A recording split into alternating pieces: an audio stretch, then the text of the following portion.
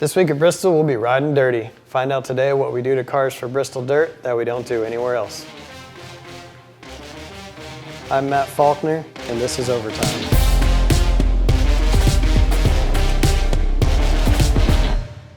This week on Overtime, we're going to talk about the dirt race at Bristol, what challenges we face there that we don't even think about the rest of the year. The first challenge is tires. The tires we use at Bristol Dirt are treaded. They have a kind of a square pattern tread on them. They're different than the treaded tires that we run on road courses in the rain. The only place we run this type of treaded tire is Bristol Dirt, so just one race a year. It's the only time we think about it. These tires are also bigger. That provides a little more ground clearance between the bottom of the car and the dirt surface. It's a little bit off-road, so to speak. And these tires do wear. We've had the question asked, well, since it's dirt, do the tires kind of last forever? There's some go-kart series around here where you can run dirt tires for a long, long time, like the whole year. And so people have asked us, is this the same on a NASCAR Cup Series car? And it is not. The tires wear out pretty quickly, actually. The right rear wears out the fastest. And we will change tires after every stage break and after practice. So we'll still change tires throughout the weekend, just like a normal race. Another unique challenge regarding tires is if you have a flat tire. Now, our pit crews that normally go to the races, they won't be coming out this weekend because there are no live pit stops and there's no need for the pit crew to come out for a sub 10-second style pit stop. The only time we're allowed to change tires is if we have a flat, and the road crew mechanics are the guys who will have to do that. So they'll get a chance to be in the spotlight. Possibly this weekend if there's a flat tire. Hopefully we don't have flat tires, and nothing against the road crew mechanics, but pit stops won't be as fast this weekend if there are a pit stop because those guys don't train daily to change tires that fast. One thing to mention regarding pit stops and stage breaks and dirt track racing is that there is no competition, there's no passing on pit road. So after the stage break, when the cars are allowed to come in for a pit stop, if one crew changes tires faster than another, they won't actually advance their position. The field is frozen on stage breaks, so everybody can come in, take their time on pit stops without their real pit crews present, and then go back on track in the same position that they came in after the previous stage. The second unique fixture of a dirt next-gen car versus the normal next-gen car that we run so far this season is the underwing.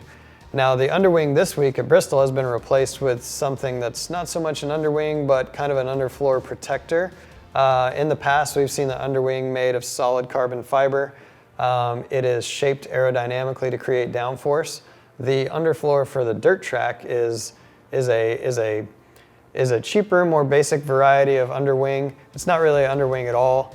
It's just a series of composite and aluminum panels that cover the undercarriage of the car and protect it from the dirt and kind of give it sort of the next-gen underwing look. But there's no diffuser. There's really no shape to those panels underneath. It's just a flat panel that kind of protects the car and gives it something underneath itself. It's also far cheaper than the underwing. The underwing we normally run is carbon fiber and costs somewhere in the $20-something thousand range, whereas this underwing is only a few $1,000s. It makes sense for dirt. A couple other modifications we'll make to the cars this week that we don't normally include some screens for visibility, for driver protection, and also for cooling of the car. Now the grille screen you'll see this week is different from any other track. It's spaced out from the nose of the car. When we dirt race, we have a problem with the grille screen getting caked with dirt and mud, and then the car has a chance of overheating.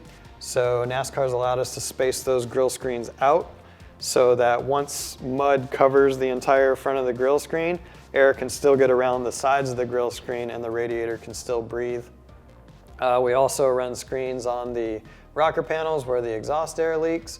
We'll more than likely run a screen on the windshield duct so that the driver's helmet cooling and driver cooling doesn't get full of mud and dirt. And speaking of driver comfort, visibility is a huge issue at Bristol Dirt. There's really no ideal scenario. I guess the ideal scenario for dirt racing at Bristol would be dirt that's wet, but not too wet. If the dirt's too wet, it throws up clumps of mud into the windshield and covers the whole car, creating a huge mess. And if the dirt's too dry, there's a dust cloud that's too big to even see through. And you saw both these things last year at Bristol. You saw the muddy conditions and the dry conditions.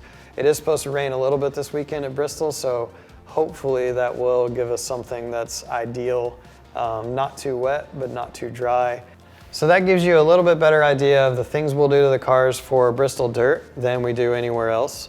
It's a super fun race for us because we get to kind of think outside of our normal setup realm and car preparation realm and prepare a car to go win a trophy at a track that is unlike any other. It'll be interesting to see what happens.